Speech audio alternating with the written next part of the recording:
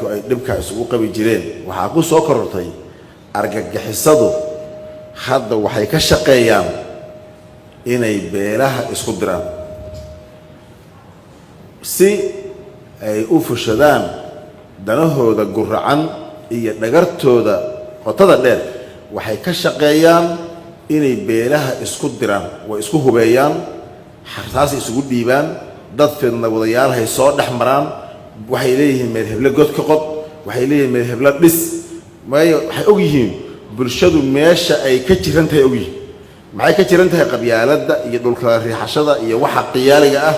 iyo waxaas beenta ah ay dadku ku mashquulsan yihiin bay og yihiin meesha ay dadku la yihiin bay ka abaarayaan waxay leeyihiin god qod waxay leeyihiin reebel iska dhiciya waxay leeyihiin saastan qaada waa shaqo ay muddooyinkan dambe ku hawlanaayeen waxaan rabnaa waxay rabaan in dadku ayaga ku jeestaan ee dadku ayagu isku jeestaan oo dhexdooda isku dhibaatoodaan hadda waxaan rabnaa inaad heshiisaan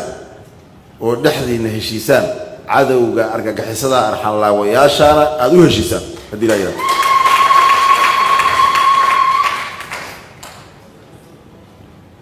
dadka ay dhex marayaanna aad si gaara isaga ilaalisaan soona sheegtaan si loo qabto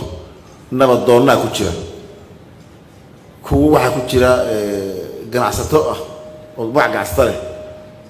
kuwa waxaa ku jira mooryaan ah oo waxaas hubaysan ah oo qof inay dilaan iyo loo adeegsanayo hadda wixii dadka dhex ooli jiray waxaa ku soo korortay dhagarta argagixisada taasna aan il gaara ku hayno una foojignaano maanta kadibna yaysan naga faa'iidaysan gogoshaan waxyaabaha loo dadajiyey waxaa ka mid ah dagaalka lagula jira argagixisada waxaan ogaanay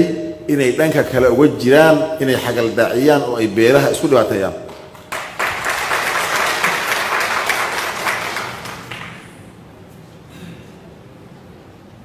dib u heshiisiinta iyo nabadayntana waa u guntanaynaa waa waday gacanaan ku wadaynaa gacanna argagixisadaan kula diriraynaa waxaan rabnaa beelaha oo dhan haddii ilaah yidhaahdo inay u guntadaan sida haddaba laysu xilqaamay oo loogu istaagay oo markay dhibaatadoodii ay soo gaartay meel qof waliba uu ka hoyo waayo oo ka harsan waaye sida loogu qalab qaatay inaan maanta waxaan rabnaa haddii ilaah yidhaahdo reer galmudug meesha ugu dambaysa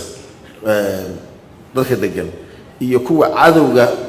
meelaha ay joogaan hadda kaabiga ku haya inay si siman dagaalkaas uga qayb qaataan dhagartooda iyo dhibaatadoodana aan uga fogaano ayaan doonaynaa haddii allah awoodin ogolaado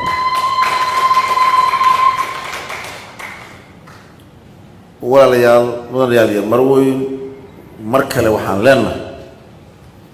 inta dhammaysaan dhibaatada hadda labada reer ee hadda laga hadlay la dhammeeyo midda kalena si degdeg ah loogu gudbo si degdeg ah looga shaqeeyo wasaaradda arrimaha gudahana waxaan leenahay gobashii labada goobood dhaqso ha loo dhigo iyadoo weliba waxaan taa samaynaynaa dalku dagaal ku jiro oo dagaalkaas aan kaga soo sheegnay aan ku jirno baan u xagagelinaynaa oo gobashiina dhigaynaa dagaalkiina aan gelaynaa wasiirkana waxaan leeyahay wasaaradda dedejiya gobolihii oo mid walba meesheedii iyo goobteedii loo asteeyey dhiga haddii laa yidhahdo